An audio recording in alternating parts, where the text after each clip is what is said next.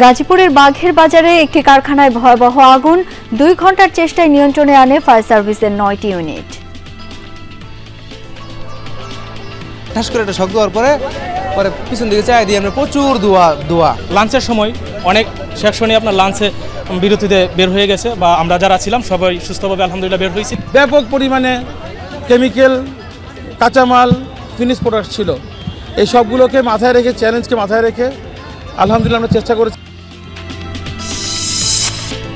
ময়মনসিংহে ট্রেন ও গাজীপুরে বাসে দুর্বৃত্তের আগুন, দ্রুত নেভাতে পারায় বড় ধরনের ক্ষয়ক্ষতি থেকে রক্ষা।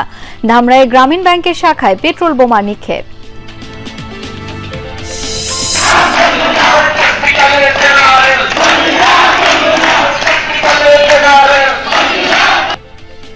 নিয়োগ বিধি সংশোধনের দাবিতে কয়েক জেলায় IELTS এর শিক্ষার্থীদের বিক্ষোভ ভাঙচুর, কঠোর আন্দোলনের হুঁশিয়ারি।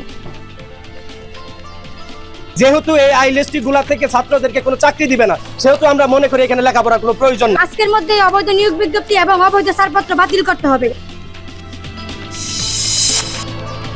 জামালপুর 2 আসনে বিএনপি মনোনীত প্রার্থী পরিবর্তনের দাবিতে অনশন, বিক্ষোভ। নোয়াখালীর কবিরহাটেও মনোনয়ন বঞ্চিতদের বিক্ষোভ কর্মসূচি। খুলনায় 2 শিশুসহ পরিবারের 3 সদস্যকে হত্যার ঘটনায় জড়িত কাউকে চিহ্নিত করতে পারেনি পুলিশ, দিশেহারা সেফার রুবি দম্পতি। অনলাইনে উদ্বেগজনক হারে বাড়ছে বিভিন্ন অপরাধ, প্রতিদিন শত শত মানুষ ভুক্তভোগী হলেও আইনের দ্বারস্থ হবার সংখ্যা কম, সবাইকে সচেতন হওয়ার পরামর্শ। বিভিন্ন অ্যাপসের তারা বাজে কটূক্তিকর মেসেজ দিচ্ছে। যতই প্রোফাইলটাও লক করে রাখি না কেন, আমাদের উপরই দেখা যায় যে কোনো না কোনো একটা হ্যারাসমেন্টের মতো আমরা পাই। আইনের সাহায্য নিতে আসে তাহলে সে সরাসরি থানাতে যেতে পারে, তাছাড়া মাননীয় আদালতে আসতে পারে।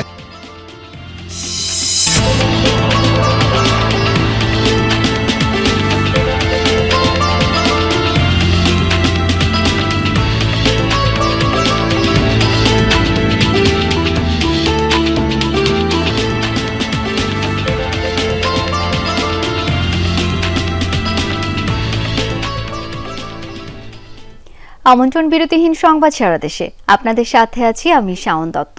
এতক্ষণ শিরোনাম দেখছিলেন। গাজীপুরে বাঘের বাজারে কারখানায় লাগা আগুন 2 ঘন্টার চেষ্টায় নিয়ন্ত্রণে এনেছে ফায়ার সার্ভিস। প্রত্যক্ষদর্শীরা জানায় দুপুর 1টার দিকে বাঘের বাজার এলাকায় ফিনিশ কারখানার আগুন লাগে। এ সময় কারখানার নিরাপত্তা কর্মীরা আগুন নেভানোর চেষ্টা করে, তবে দ্রুত আগুন ছড়িয়ে পড়ে। খবর পেয়ে একে একে ছুটে যায় ফায়ার সার্ভিসের 9টি ইউনিট। 2 ঘন্টার চেষ্টায় নিয়ন্ত্রণে আসে আগুন। এই ঘটনায় কেউ হতাহত হয়নি বলে জানিয়েছেন কারখানার কর্মকর্তারা। কারখানাটিতে কয়েল, ব্লিচিং পাউডার সহ বিভিন্ন পণ্য উৎপাদন হয়। আগুন লাগার কারণ ও ক্ষয়ক্ষতি সম্পর্কে এখনো নিশ্চিতভাবে কিছু জানা যায়নি।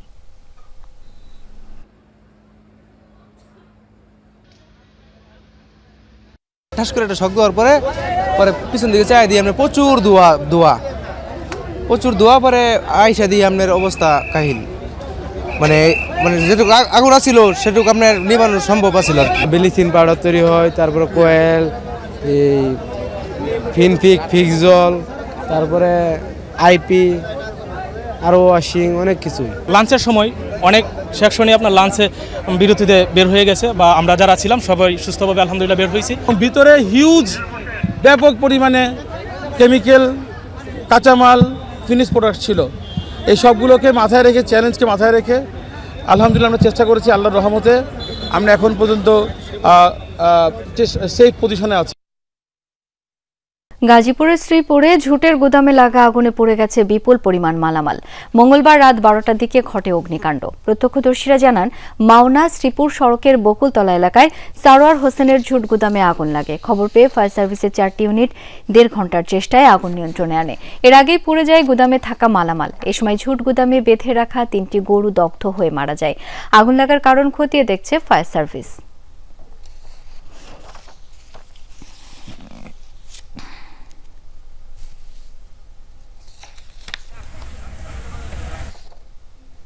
আজও কয়েক জেলায় নাশকতা হয়েছে, তবে এতে কেউ হতাহত হয়নি।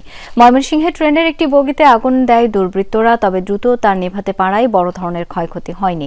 রেল কর্তৃপক্ষ জানায়, ময়মনসিংহ রেল স্টেশনের ওয়াশপেটে একটি ট্রেন দাঁড়ানো ছিল। ভোর 4টার দিকে একটি বগিতে আগুন দেয় দুর্বৃত্তরা। নিরাপত্তা বাহিনীর সদস্যরা তাদের ধাওয়া দিলে পালিয়ে যায়। আগুন ছড়িয়ে পড়ার আগে দ্রুততার সাথে নিভিয়ে ফেলা হয়। পড়ে যায় কয়েকটি সিটের বেশ কিছু অংশ। আরও কয়েকটি সিটে দাহ্য পদার্থ ছিটানো ছিল। এই ঘটনায় জড়িতদের ধরার চেষ্টা চলছে বলে জানিয়েছে পুলিশ। তাৎক্ষণিকভাবে আগুন নিভানোর কারণে বড় ধরনের কোনো দুর্ঘটনা বা ক্ষতি সাধন হয় না। এই ব্যাপারে কোনো এখন পর্যন্ত আটক হয় নাই। আমরা তদন্ত করতেছি, কারা জড়িত থাকতে পারে তাদেরকে শনাক্ত এবং গ্রেপ্তারের চেষ্টা অব্যাহত আছে। ঢাকার ধামরায় গ্রামীণ ব্যাংকের সোয়াপুর শাখা লক্ষ্য করে পেট্রোল বোমা নিক্ষেপ করে দুর্বৃত্তরা। সিসি ক্যামেরার ফুটেজে দেখা যায় ভোরে মোটর সাইকেলে আসা দুই ব্যক্তি ভবনের দোতলায় কার্যালয়টি লক্ষ্য করে পেট্রোল বোমা ছুড়ে পালিয়ে যায়।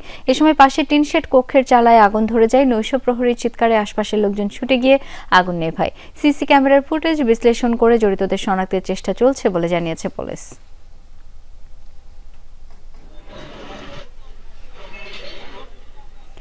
গাজীপুরে একটি বাসে আগুন দেয় দুর্বৃত্তরা। ভোরের দিকে শ্রীপুর উপজেলার এমসি বাজার এলাকায় এই ঘটনা ঘটে। মোবাইলে ধারণ করা একটি ভিডিওতে দেখা যায় পার্ক করে রাখা বাসটিতে আগুন দিয়ে পালিয়ে যায় এক ব্যক্তি। এ সময় গাড়িতে ঘুমন্ত অবস্থায় ছিলেন চালক। আগুনের তাপে ঘুম ভেঙে গেলে তার চিৎকারে ছুটে আসে আশপাশের লোকজন।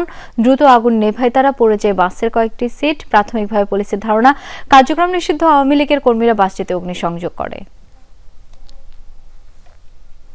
লক্ষ্মীপুর শহরের ইটেরপোল এলাকায় গ্যারেজ মেরামতের জন্য রাখা নিপু পরিবহনের একটি বাস আগুনে পড়েছে। ভোরে হয় এই ঘটনা।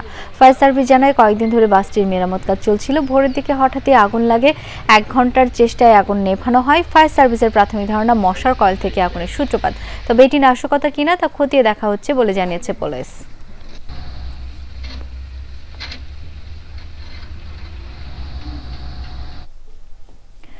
নিয়োগ বিধি সংশোধনের দাবিতে কয়েক জেলায় institute of livestock science technology আইএলএসটির শিক্ষার্থীরা ক্যাম্পাসে বিক্ষোভ ও ভাঙচুর চালিয়েছে। নেত্রকোনায় সকালে ক্যাম্পাসে জড়ো হয়ে বিক্ষোভ করেন ছাত্রছাত্রীরা।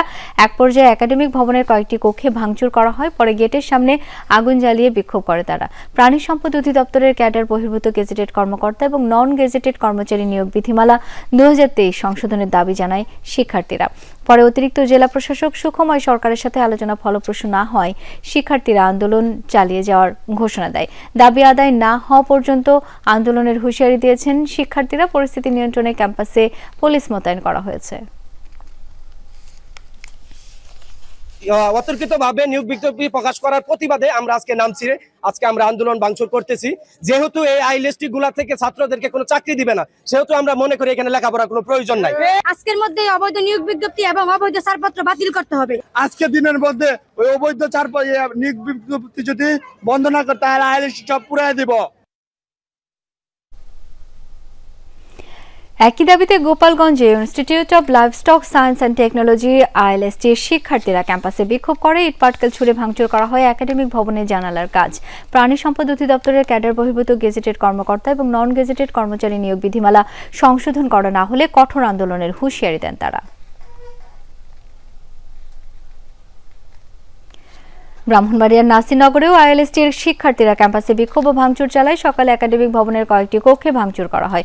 পরে ক্যাম্পাসের প্রধান ফটকের সামনে আগুন জ্বালিয়ে বিক্ষোভ করে তারা। প্রাণী সম্পদ অধিদপ্তরের নিয়োগ বিধিমালা দ্রুত সংশোধনের দাবি জানান শিক্ষার্থীরা। পরে প্রশাসনের আশ্বাসে আন্দোলন স্থগিত করেন তারা।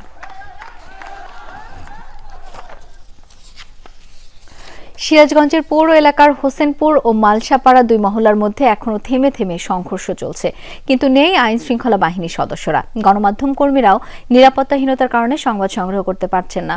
মঙ্গলবার রাতে দুই মহল্লার সীমান্তবর্তী কাটা ওয়াবদা মোড়ে টর্চ জ্বালিয়ে এবং গান বাজিয়ে শুরু হয় সংঘর্ষ। সিরাজগঞ্জ সদর থানার অফিসার ইনচার্জ মোখলেসুর রহমান জানান, গত 14 নভেম্বর একটি চায়ের দোকানে বসা নিয়ে বাগবিতণ্ডা শুরু। এক পর্যায়ে সেটি সংঘর্ষে গড়ায়, যার নেতৃত্বে ছিলেন হোসেনপুর এলাকার ছাত্রদল নেতা সুমন হোসেন ও মালসাপাড়া মহল্লার যুবদল নেতা মুসা আহমদ।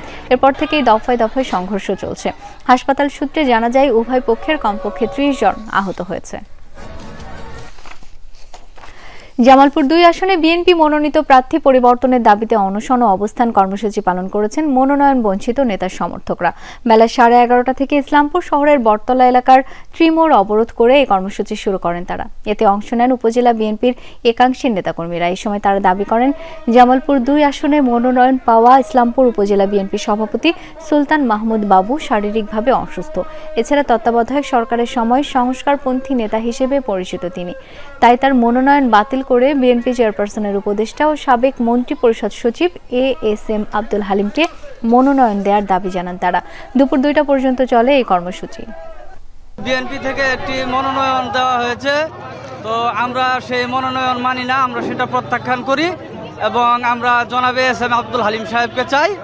কাফন পড়েছি, তার জন্য আমরা চাই হালিম ভাই হচ্ছেন একজন যোগ্য ব্যক্তি, সৎ ব্যক্তি, উনি যাতে মনোনয়ন পান এর দাবিতে আমরা আজকে এই রাজপথে নেমেছি। এদিকে নোয়াখালী 5 আসনে বিএনপির মনোনয়ন পুনঃবিবেচনার দাবিতে বিক্ষোভ সমাবেশ করেছেন কেন্দ্রীয় নেতা বজলুর করিম চৌধুরীর কর্মী সমর্থকরা।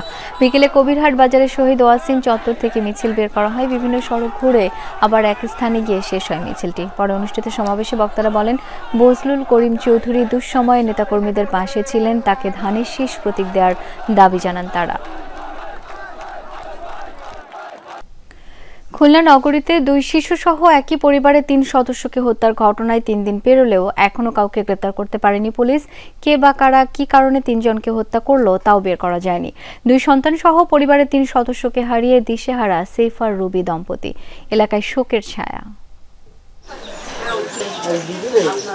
খুলনা মহানগরের মোল্লাপাড়া এলাকার একতলার এই বাড়িতে এখন শুনশান নীরবতা।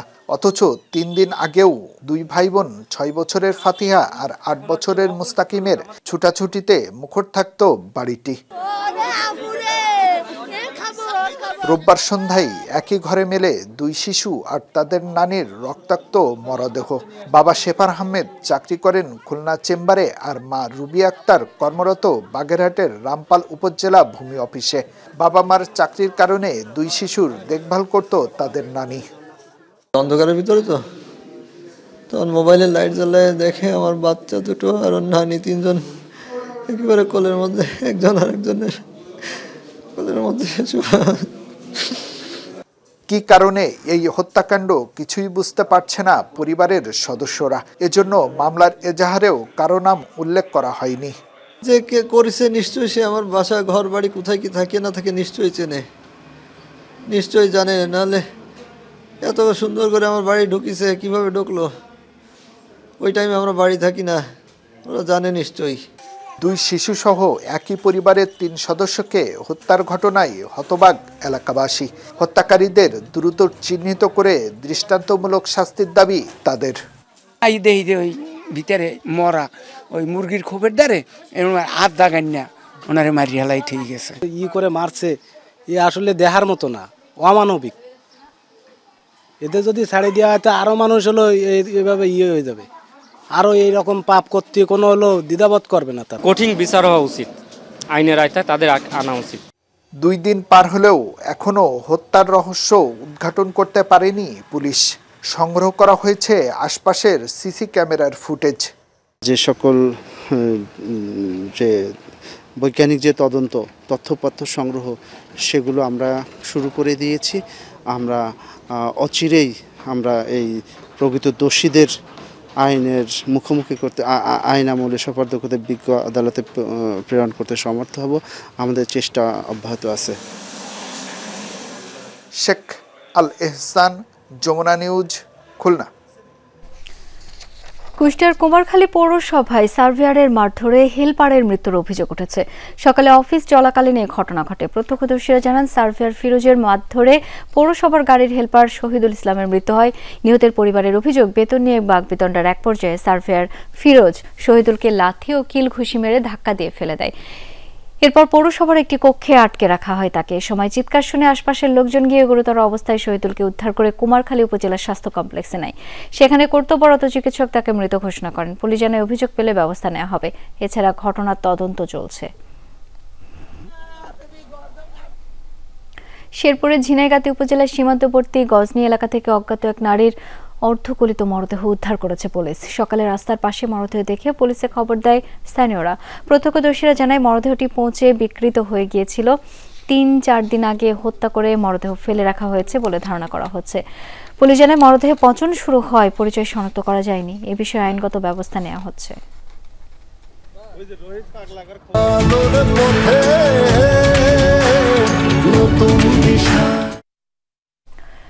ভারতের শিলিগুড়ি অংশে চিকেন নেকে অতিরিক্ত বিএসএফ এর উপস্থিতি নিয়ে নানা গুজব ছড়ানো হয়েছে সামাজিক যোগাযোগ মাধ্যমে। সেসব গুজবে ছিল দেশের একটি অংশ দখলের কথা। তারপর অনলাইনে শুরু হয় উত্তেজনা। এই নিয়ে মুখ খুলেছে লালমনিরহাট বিজিবি। আইন শৃঙ্খলা বাহিনীর কর্তা ব্যক্তিরা বলছেন, এমন গুজবের পরও সীমান্তে কোনো উত্তেজনার ঘটনা ঘটেনি। স্বাভাবিকভাবেই চলছে স্থানীয়দের জীবন। একটি বেনামি ইউটিউব চ্যানেল, সেই চ্যানেলের খবরে অনলাইনে ছড়িয়ে পড়ে উত্তেজনা। ভারত নাকি দখলে নিয়েছে লালমনিরহাটের চিকেন নেক এলাকার 62 কিলোমিটার অংশ। এমন গুজবের ভিডিও দেখেছে অন্তত 91,000 মানুষ। তা থেকে তৈরি হয়েছে আরো অনেক ভিডিও। কিন্তু ঘটনা আসলে কি? চীনের আধিপত্য নিয়ে শঙ্কিত ভারত আগে থেকে শিলিগুড়ির কাছাকাছি চিকেন নেক অংশে বাড়াচ্ছিল তাদের সক্ষমতা। 5 আগস্টের পর সামরিক ছাউনি তৈরিকে কেন্দ্র করে তৈরির চেষ্টা চলে উত্তেজনা। সেসব উত্তেজনার একটি ছিল এই ভিডিও। স্থানীয়রা বলছেন, শেখ হাসিনা পতনের পর এমন গুজব ভেসে এসেছে বারবার। 5 আগস্টের পর শুনতেছি অনেক কিছু গুজব। তা আমাদের এদিকে এটা কোনো সমস্যা নাই, কেউ দখল করে নাই, কোনো কিছু করে নাই। 26 নম্বর প্লেয়ার আসলো, ওই প্লেয়ারে আছে। আমরা কেমন করি বাংলাদেশ আমার দখল করে? বর্ডারে কোনো এখনো ঝামেলা হয় নাই।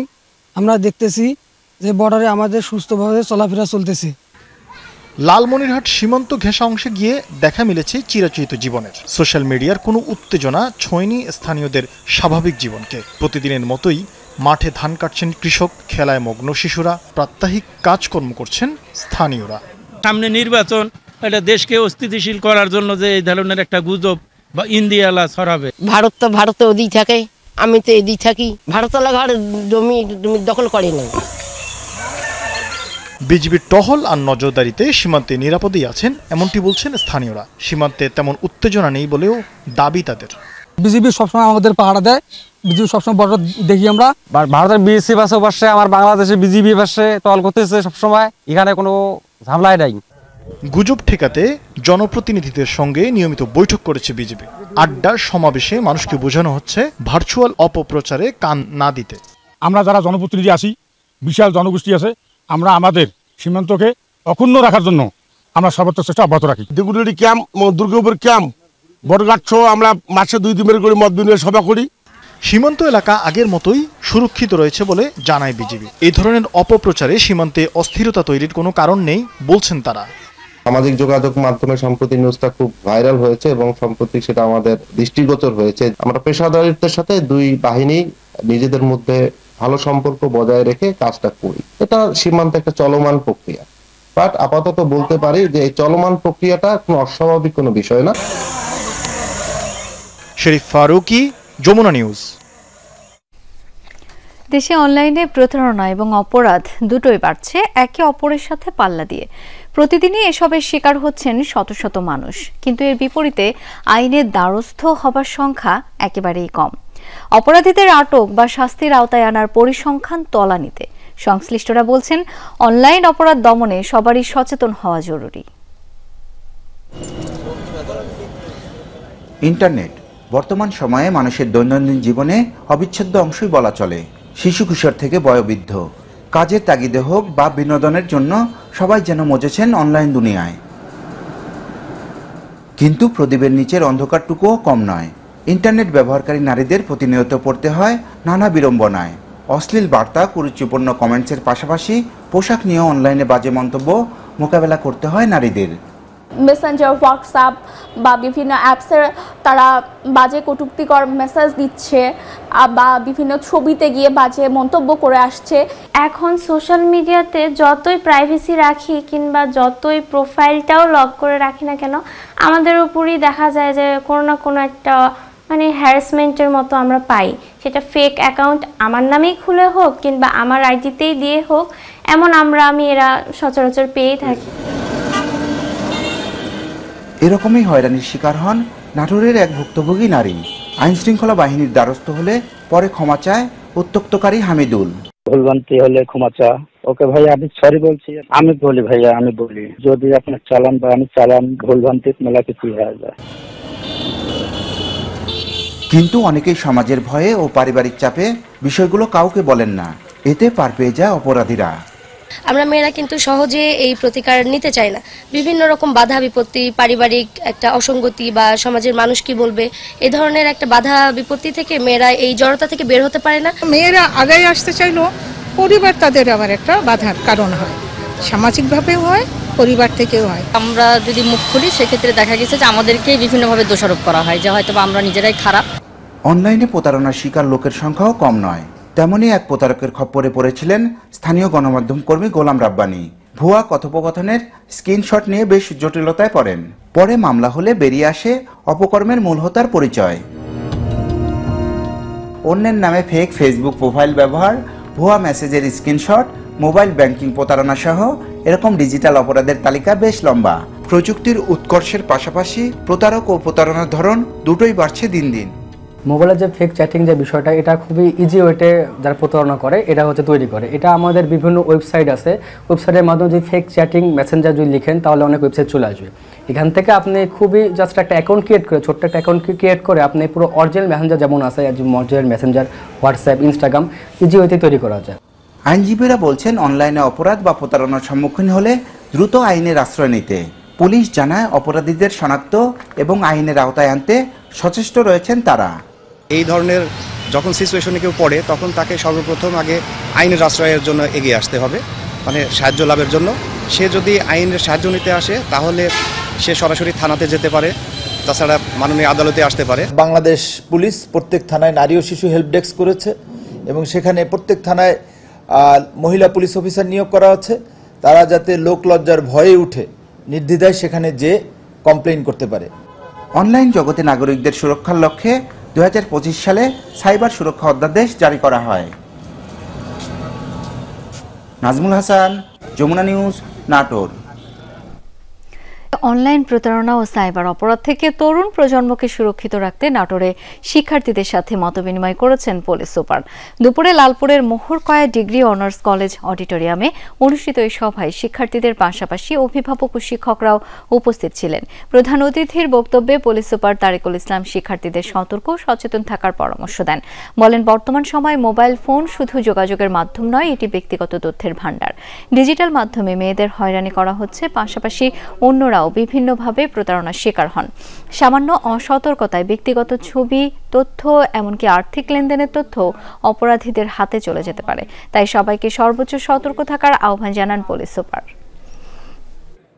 সাভারের আমিন বাজারে ঢাকা আরিচা মহাসড়ক অবরোধ করে বিক্ষোভ করেছেন ইটভাটা মালিক শ্রমিকরা। এতে দীর্ঘ যানজট দেখা দেয়, চরম ভোগান্তি পোহাতে হয় যাত্রীদের। সকাল 10:30 দিকে আমিন বাজার এলাকায় মহাসড়কে অবস্থান নেয় বিক্ষোভকারীরা। এতে বন্ধ হয়ে যায় যানবাহন চলাচল। ভাটা মালিক শ্রমিকদের অভিযোগ, প্রশাসন অভিযানের নামে তাদের হয়রানি করছে, এতে ক্ষতির মুখে তারা। মোবাইল কোর্টের নামে হয়রানি বন্ধ না করলে কঠোর আন্দোলনের হুঁশিয়ারিও দেন তারা। পরে বেলা 12টার দিকে মহাসড়ক থেকে সরে যায় বিক্ষোভকারীরা। উপজেলা প্রশাসনের মাধ্যমে প্রধান উপদেষ্টা বরাবর স্মারকলিপি জমা দেওয়ার কথাও জানান ইটভাটা মালিক শ্রমিকরা।